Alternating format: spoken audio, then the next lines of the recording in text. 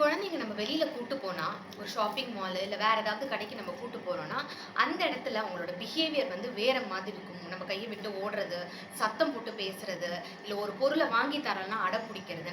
இது அவங்களோட ஒரிஜினல் பிஹேவியரா இருக்காது. பட் வெளியில போனா அந்த ஒரு எக்ஸைட்மென்ட். ஸோ நீங்க இந்த 3 விஷயத்த வந்து ஃபாலோ பண்ணுங்க. நம்பர் 1, வீட்லயே நம்ப ப்ராப்பரா வந்து நம்ம இது மாதிரி வெளியில போறோம். ஸோ கைய விட்டுட்டு ஓடக்கூடாது.